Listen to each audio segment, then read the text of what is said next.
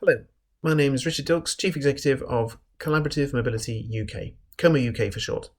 At CoMoUK, as the charity dedicated to the public benefit of shared transport, such as bike, car and e-scooter sharing schemes, we are focused, as this project is, on thinking about healthy, safe, supportive, accessible, easy to navigate, resilient, fit for future communities. It's quite a list, but it's actually rather a good description of a lot of what shared transport can do and is doing, and what it can do more of.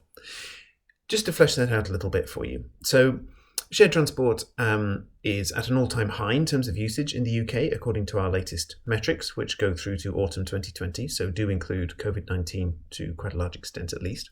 850,000 members of car clubs and bike share schemes, and there are other forms of sharing too, e-scooters coming via trials, and other forms of car sharing, forms of lift sharing, forms of demand-responsive transport in buses.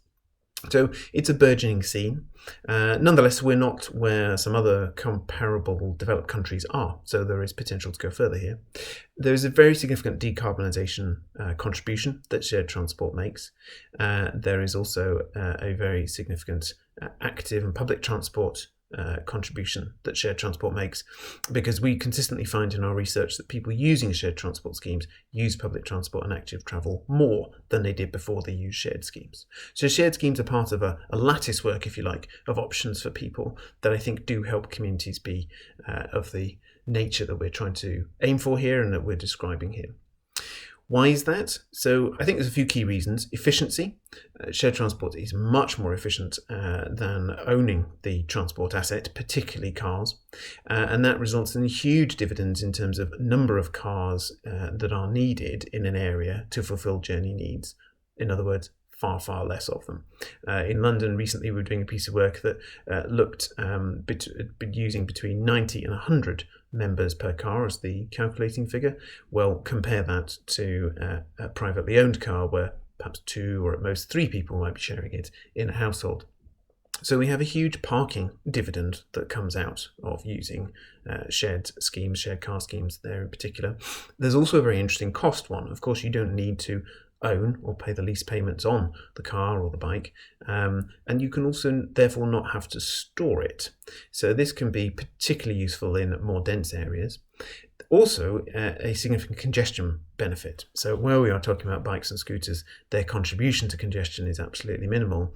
But particularly when we're talking about cars, this enables much more efficient use of cars in terms of the numbers. We also find that miles driven goes down significantly when people move from privately owned cars to using shared cars. So that then gives you a significant congestion win. People use other sustainable modes more when they use shared, as I mentioned, and I think it's a really important point to recognise that people do not use just public transport or just active travel or just shared transport, somewhat unlike the private car. So we need to think that if we're going to tempt more people out of private cars and into these other options, we need a range of high quality, easy to access, easy to use, appropriately priced options for people. I think one of the ways we can go about doing that is via hubs. So these are mobility or community hubs that bring together these options in one place that's very identifiable for people, easy to find and use, and can have a real community role too. They are widespread across Northern Europe and spreading across the United States too. We're about to get the first ones in the UK. And I think they can provide a very attractive set of options for people, as I've described, as well as taking away some of what we don't want to see. So taking away some of the parking space, for example, for private cars. They don't all have to be about movement as well. So I mentioned community, and I think the impacts of the COVID-19 pandemic on transport, the commute is the journey that's being changed the most here. And while things won't remain always as they have been through 2020, of course, I don't think they will go back to how they were in late 2019 or early 2020 either. So we will have more people spending more time in their communities is the net effect of that. Where are they going to spend that time? Is there a collective function here that we can bring together around healthcare, around community space, around remote working hubs, around cafes? These implications become, I think, very interesting in rural contexts, suburban and peri-urban ones. And I think hubs can play a huge contribution here, bringing these things together, designing out what we don't want to see, and knitting these options together in this lattice work that people need. And I think all of that can make is making and can make a bigger contribution to these healthy, safe, supportive, accessible, resilient and fit for future communities. I hope that's been useful.